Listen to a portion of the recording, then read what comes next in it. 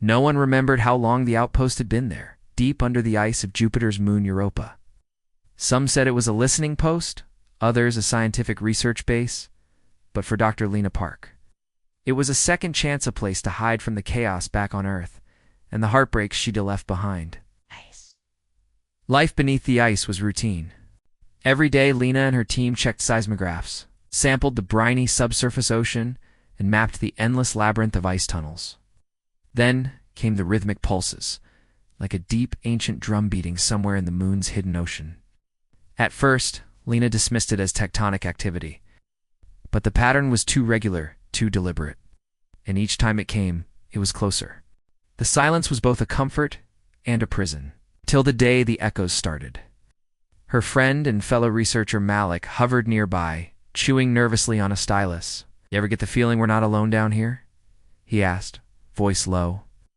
It began as a faint tremor, barely more than background noise on the sensors.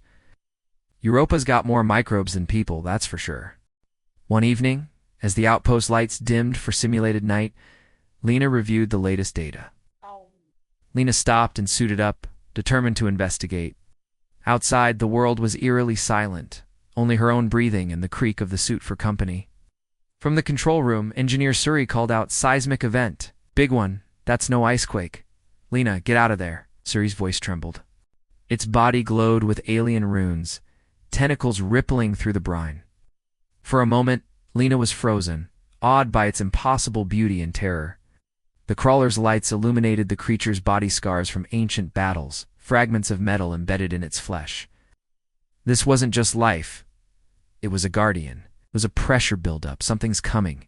The crawler lurched, skidding on the slick surface. Lena risked a glance back, saw the leviathan weaving through the collapsing passage, not attacking but herding them away. There in the ice, something moved, shape, enormous and ancient, slumbering beneath the surface. Turn back. The pulses faded, replaced by the familiar silence of Europa. Malik, exhausted, slumped into a chair. "We woke something up," he said. "They won't believe us," she said, half laughing, half terrified. "Or be consumed." Lena tried to laugh it off. Scientists on Earth debated whether to leave Europa or try to communicate. But for Lena, it was enough to know that the universe was more mysterious and alive than anyone had guessed. Malik didn't smile. What if it's something else? Something old?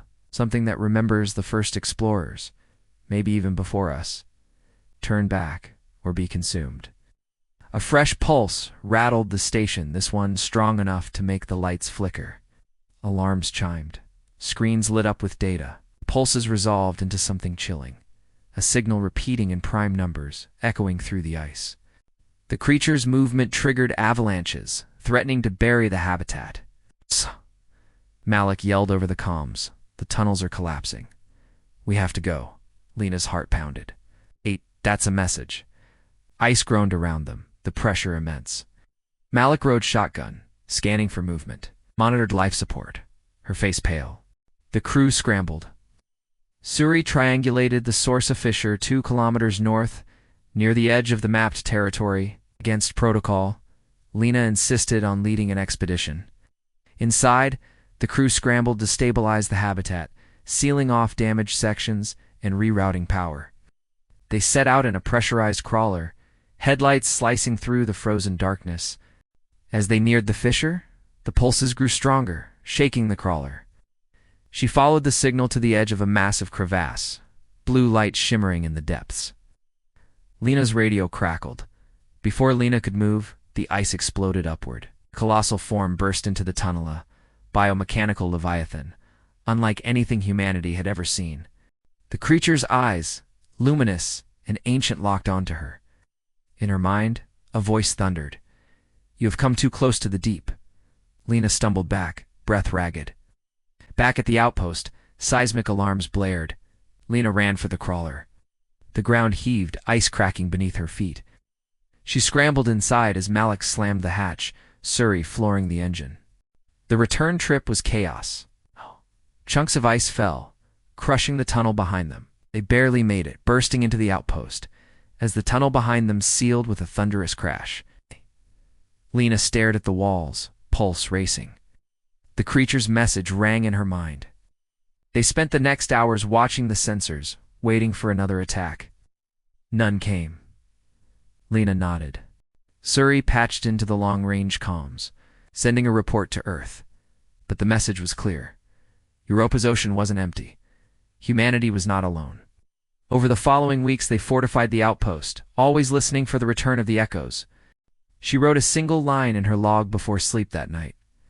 Sometimes, the bravest thing humans can do is respect the unknown and survive to tell the story. As the outpost lights faded, far below the ice, the Leviathan watched and waited, because on Europa, the echoes of humanity's curiosity would always awaken something deep.